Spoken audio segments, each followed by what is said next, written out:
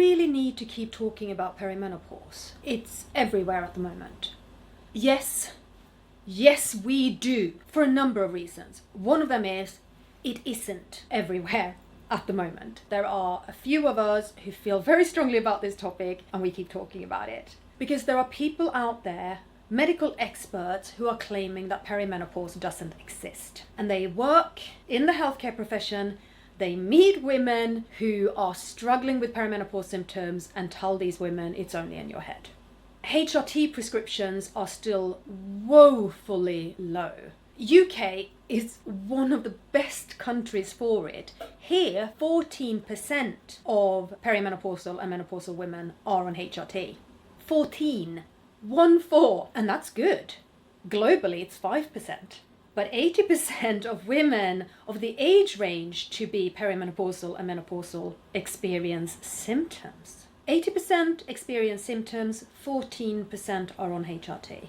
We definitely need to keep talking about it. Welcome to the Feminine Duality.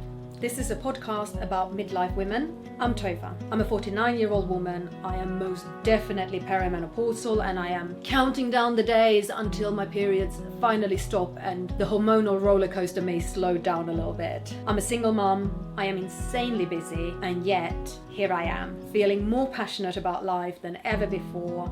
And I have so much I want to share with you about how to get through these rocky years and these crazy times and come out better than ever before. Now, HRT is not the be-all and end-all of treating perimenopausal symptoms. Absolutely not. It is not right for everybody. It was right for me.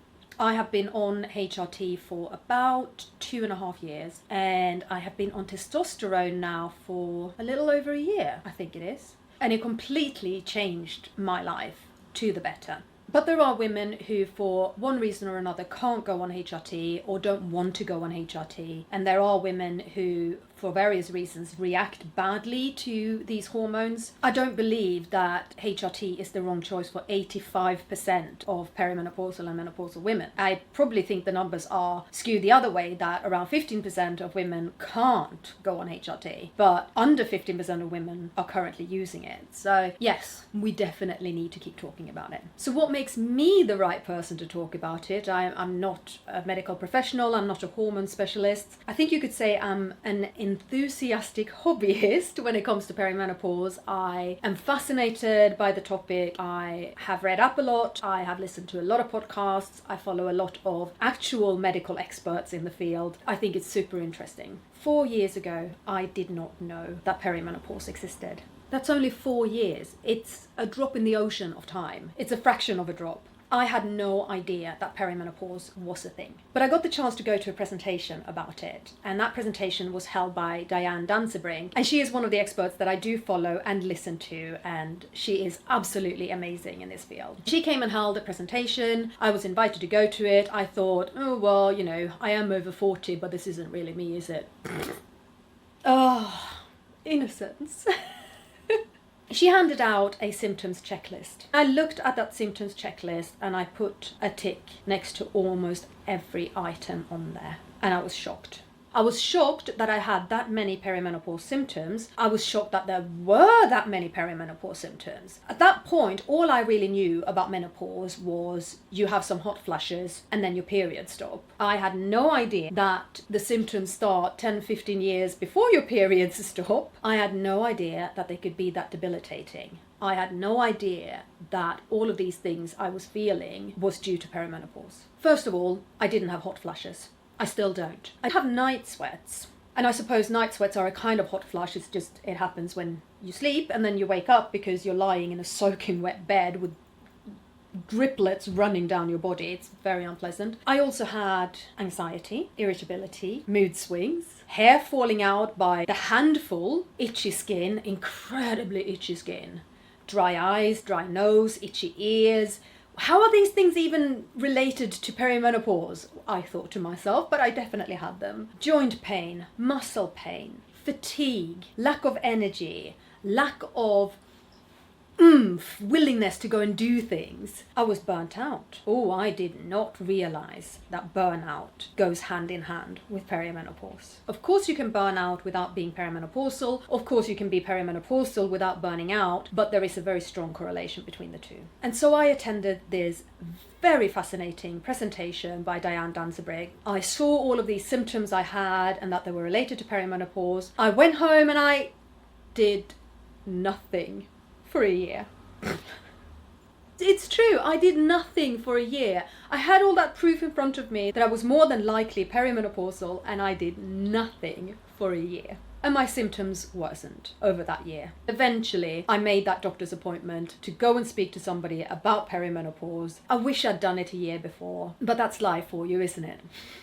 Having been given all of this irrefutable evidence that I was not making things up, I wasn't going crazy, and it still took me a year to take action. Do you think you might be perimenopausal? Do you have disjointed, disconnected symptoms that leave you feeling as though you're going crazy, as though you're imagining things? Or maybe you know for certain that you're definitely not imagining things, but is that where you are right now? Is that perhaps where you have been for years? I was speaking to a good friend of mine recently, and she's a couple of years older than me, and she has only just started HRT. And I was absolutely shocked at this, because we have talked about this for years. She's been struggling. She's had it really, really tough. And yet, despite our conversations on the topic, she never put two and two together until just a few months ago.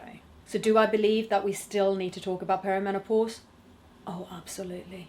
I reckon most of us know about the physical symptoms of perimenopause and menopause, particularly the hot flushes. But I still think it's rare that we know or understand the full impact of the psychological symptoms that come with this. The crazy mood swings, the irritability, the massive anxiety, and often very targeted anxiety.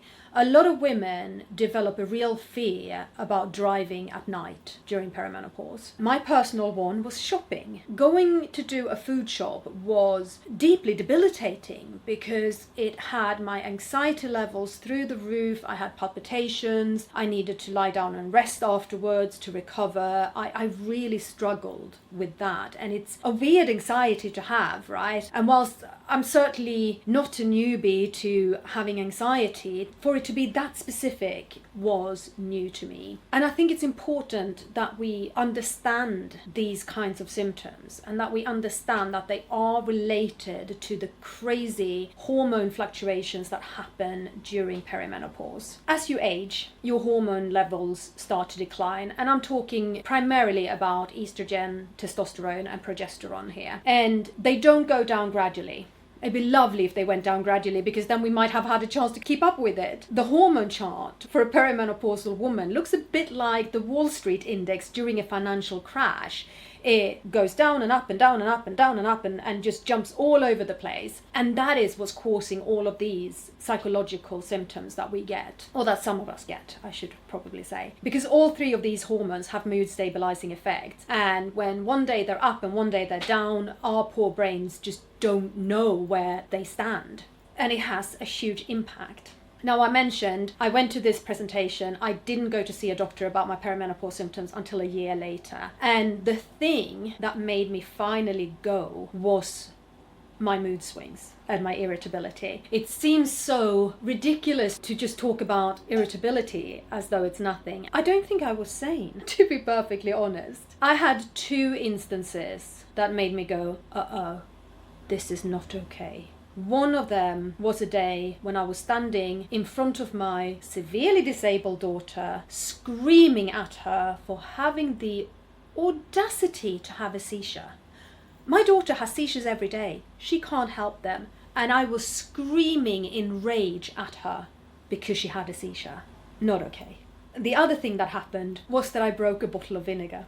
And it was, you could not have scripted this for a comedy show. It was a perfect storm, this bottle of vinegar. The way it fell and smashed, I ended up with glass splinter and balsamic vinegar in 3 rooms.